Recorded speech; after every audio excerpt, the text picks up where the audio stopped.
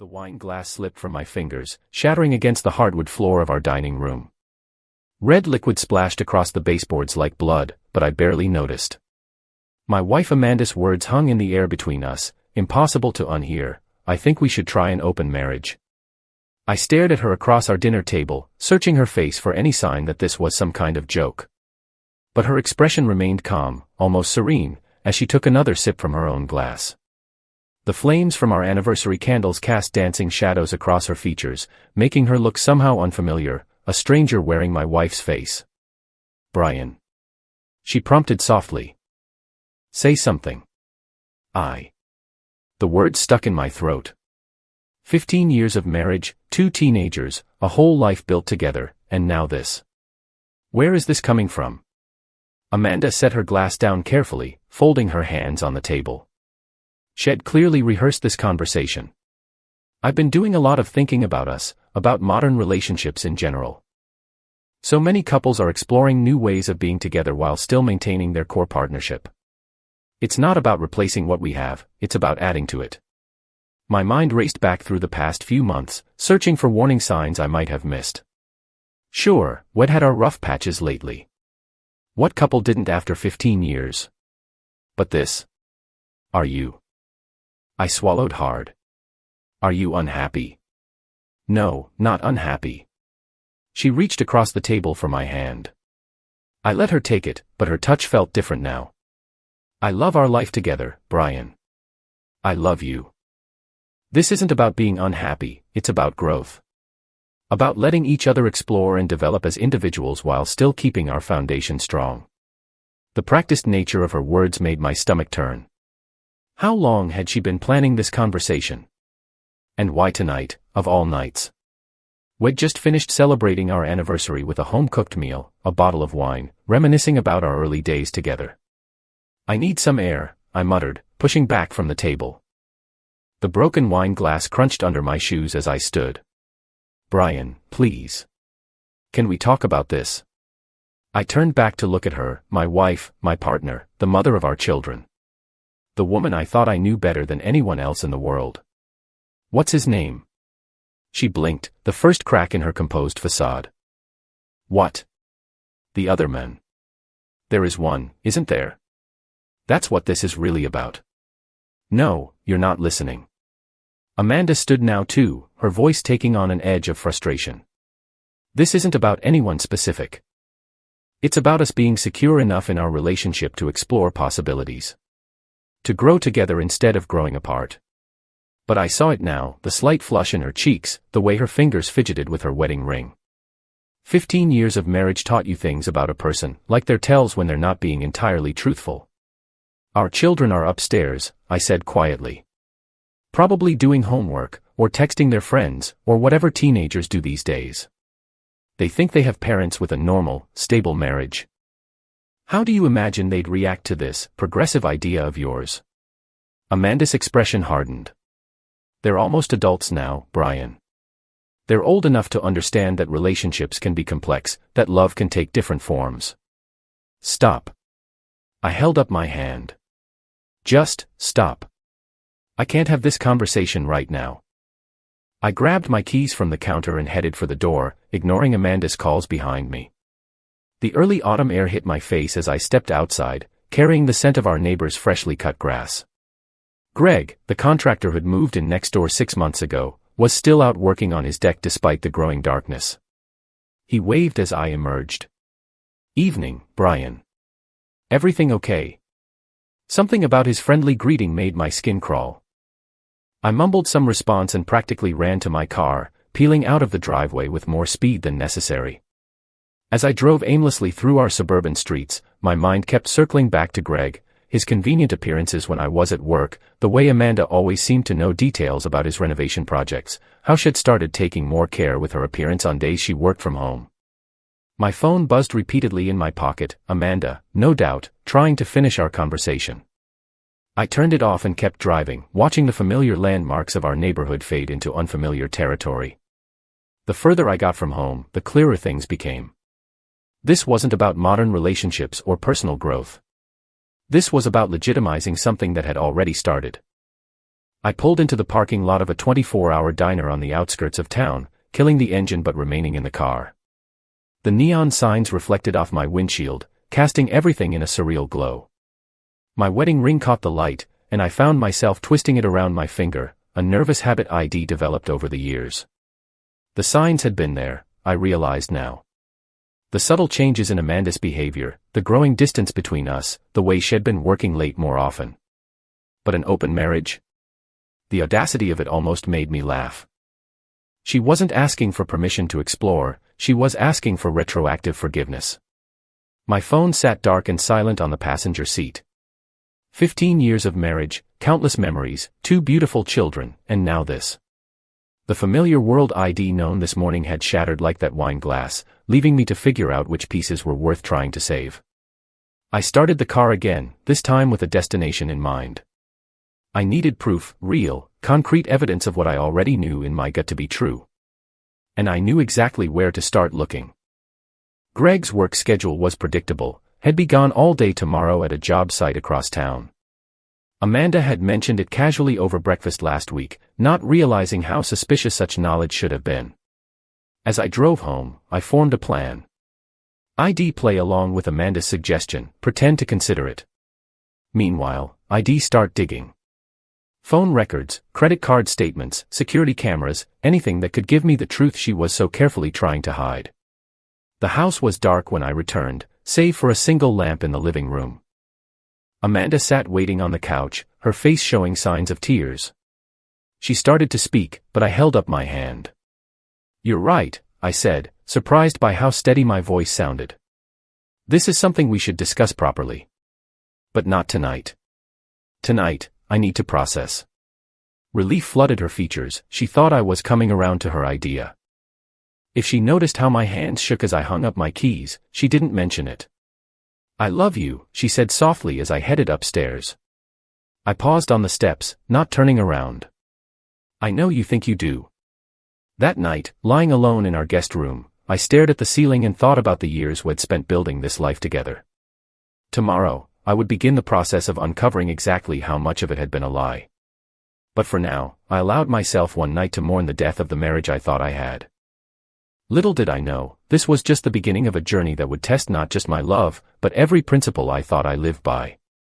The truth, as I would soon discover, was far more devastating than even my darkest suspicions. I didn't sleep that night. By morning, I had a plan. I told Amanda I needed time to think about her proposal, which seemed to please her. She probably thought I was coming around to her idea of an open marriage. In reality, I was setting up surveillance cameras in our house while she was at work. The first revelation came faster than I expected. Going through our phone records, I noticed dozens of calls between Amanda and Greg, always during my work hours. The earliest calls dated back to just weeks after he moved in next door. Some lasted hours. I hired a private investigator, using money from my personal savings. Within days, he delivered the first batch of photos. Amanda and Greg at a cafe across town. At a hotel. In his car. The timestamps showed a pattern going back months. The worst part wasn't the physical betrayal, it was watching Amanda come home each day, kiss me hello, and act like everything was normal. She'd even started leaving marriage self-help books around the house, all focused on modern relationships and ethical non-monogamy. Then came the bombshell. While organizing old files in our home office, I found medical papers Amanda had hidden. Our youngest son's blood type didn't match either of ours. I spent that night in a haze, ordering a DNA test kit online. When the results came 2 weeks later, my world imploded. Thomas, our 13-year-old son, wasn't mine. The timing matched, he would have been conceived during a business trip Amanda took years ago. A trip I now realized was just the first of many lies. I confronted Amanda on a Tuesday evening. The kids were at their grandparents' house, giving us privacy for what I knew would be an explosive conversation. I laid out everything on our dining room table, the photos, phone records, and DNA test results. "How long have you been planning this open marriage proposal?" I asked when she walked in. "Before or after you started sleeping with Greg?" The color drained from her face. She tried denying it at first, then shifted to blame. If I had been more attentive, if I hadn't worked so much, if I had been more adventurous. Finally, she broke down and admitted everything. The affair with Greg had been going on for 7 months. But he wasn't the first. There had been others over the years, including Thomas' biological father. She had suggested open marriage as a way to continue seeing Greg without the guilt. "I still love you," she insisted, reaching for my hand. "We can work through this. People make mistakes." "Mistakes?" I cut her off. "A mistake is forgetting an anniversary." This was years of calculated deception. "You let me raise another man's child without telling me." She begged me not to tell Thomas the truth. Claimed it would destroy him. But I knew keeping this secret would destroy me instead. That night, I moved into a hotel. My lawyer advised me to document everything while we prepared for divorce proceedings. What Amanda didn't know was that I had already spoken to Greg's wife, Sarah. She had suspected something was wrong in her own marriage but hadn't been able to prove it. The next few days passed in a blur of legal meetings and heartbreaking conversations with our children. Emily, our 15-year-old daughter, refused to speak to her mother after learning the truth. Thomas was devastated by the DNA test revelation, though I assured him it didn't change how I felt about him. But the real twist came when Sarah shared some interesting information about Greg's past. He had a pattern of targeting married women, using his charm and sob stories about his supposedly troubled marriage to gain their sympathy. Amanda wasn't his first affair, she was just the latest in a long line of conquests. As I sat in my hotel room, staring at the divorce papers, I realized something important. This wasn't just about ending my marriage anymore. It was about exposing the truth, all of it, before Amanda and Greg could hurt anyone else. And I knew exactly how to do it. The plan I began forming that night would change everything, not just for me and Amanda, but for Greg, Sarah, and our entire community. Sometimes the best revenge isn't about causing pain, it's about forcing people to face the consequences of their actions in the most public way possible. But first, I needed to make sure our children were protected from the fallout. Because no matter what happened next, they didn't deserve to suffer for their mother's choices. Sarah and I spent weeks gathering evidence. Greg's pattern was consistent, he had destroyed 3 marriages in his previous neighborhood. Each time, had moved on once the situation became too complicated. Sarah had found old emails, photos, and even a hidden social media account he used to contact married women. Meanwhile, Amanda was trying to control the narrative. She told our friends I was having a mental breakdown, that I had become paranoid and controlling. Some believed her. But others, particularly those who had noticed her behavior with Greg, started distancing themselves. The turning point came when Greg's ex-wife contacted Sarah. She had documentation of his previous affairs, including text messages where he bragged about his conquests. It was all part of a game to him, seducing married women, suggesting open marriages, then watching families fall apart. I focused on being there for Thomas and Emily. Despite everything, they needed stability. Thomas and I had several long talks about what makes a real father. DNA doesn't make a family, I told him. Love and trust do. He hugged me and said I'd always be his dad. Then I set my plan in motion.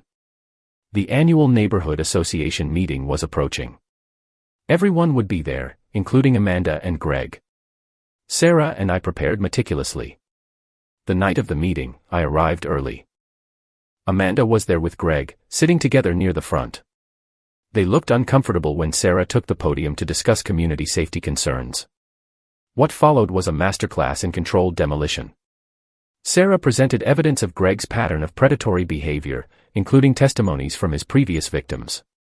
Security camera footage showed him entering our house when I was at work. Bank records revealed secret accounts he used to fund his affairs. Amanda tried to leave, but stopped when Sarah played the recording, Greg's voice bragging to a friend about how easy it was to manipulate desperate housewives into wanting open marriages. Amanda's face went pale as she realized she wasn't special. She was just another conquest. The community turned against them immediately. Greg's contracting business, built on neighborhood connections, collapsed overnight. Amanda's reputation, which she had worked so hard to maintain, was shattered. But I wasn't done yet. The final phase of my plan wasn't about revenge, it was about healing. I used some of the evidence we'd gathered to help Greg's previous victims get closure.